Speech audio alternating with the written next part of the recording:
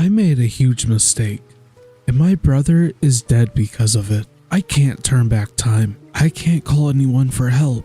I'm just waiting for my turn to die. I should have listened to my uncle, but I didn't, because I'm stubborn. If you see the smile, please look away, and don't ever look back. If you see someone smile, don't look directly at them. Your life could be in danger as well. Don't even look at your own reflection when smiling. My uncle died 3 weeks ago. He left a few things in his will for me and my brother, as he didn't have kids or a wife. He always had this secret room that me and my brother weren't allowed to go into. He said whatever I do, even if he dies, don't open up a certain box. My life will come to an end if I do. I thought it was just one of those things that family tells you to scare you so you don't touch their items. Now I just understand that he was trying to save my life, but it's too late. If you see the smile, it's over. If you go near the smile, but don't look at it, run as fast as you can. Don't ever look back. Even being in the same room as it will kill you. I fortunately didn't look at the smile, but I was near it. I'm now leaving and not looking back. The box is still in the house. I don't know what to do because eventually they might auction off the house when they realize none of the bills are being paid on it. The new owners will find the box and it will kill them. The only reason he kept it was because he couldn't deal with the guilt of giving it to some random person to suffer the consequences like himself. I can't let it happen either.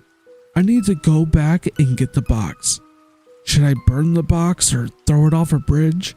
Try to destroy it?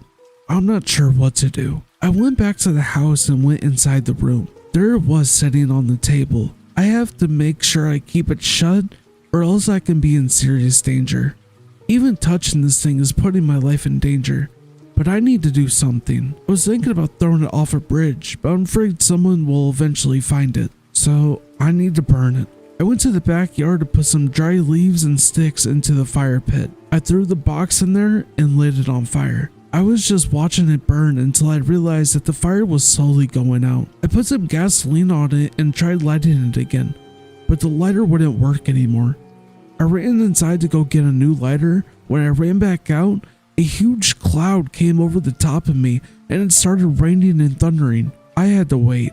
I didn't feel comfortable sleeping over there, so I went to a friend's house and asked if I could sleep on the couch, and he said yes. The next day it stopped raining. I went back to my uncle's house and went to the fire pit. The box was still in there.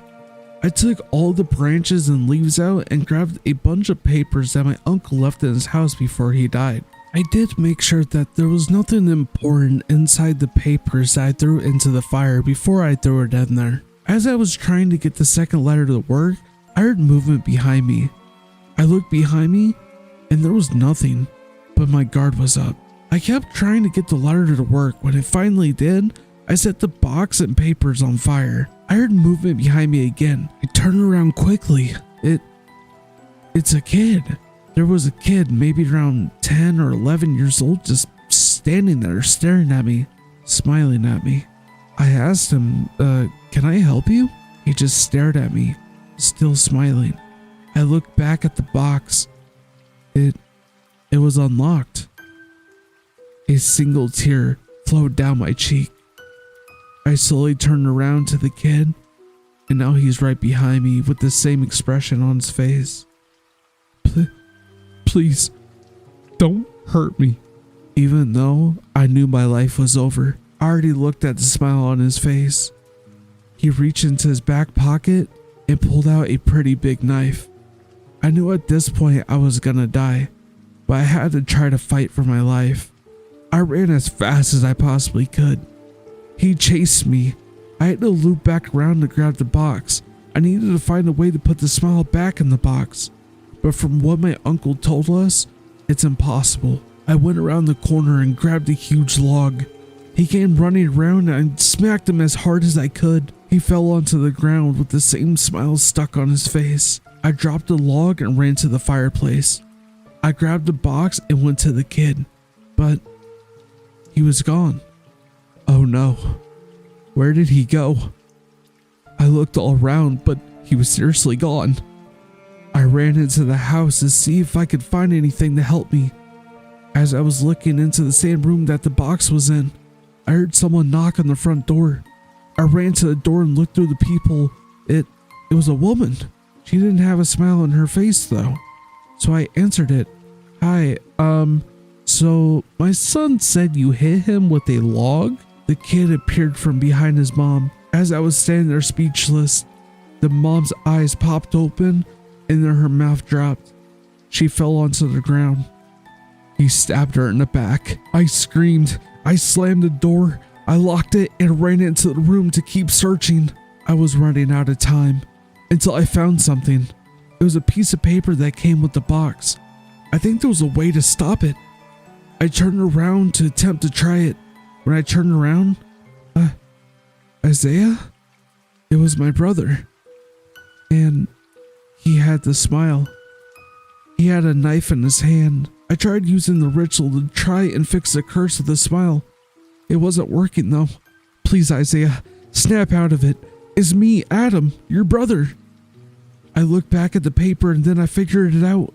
I grabbed my keys and I stabbed myself with them to get some blood, and I put the blood in the box. I didn't tackle my brother to get him to the ground. I grabbed the box and stabbed him in the leg with the knife. I took the blood and put it in the box as well. The loudest scream came from my brother. The smile stayed on my brother's face though. I knew I had to do something I never thought I would ever have to do. I stabbed my brother again, and it killed him. The sacrifice of my brother and the combination of the blood and the box. The smile was now gone. I tried to revive my brother, but nothing was working. I ran out of the room to call 911. I looked outside. The kid and the mom was gone. I ran back into the room as I was about to call 911. My brother, Isaiah, he's gone too. I ran outside to look for him.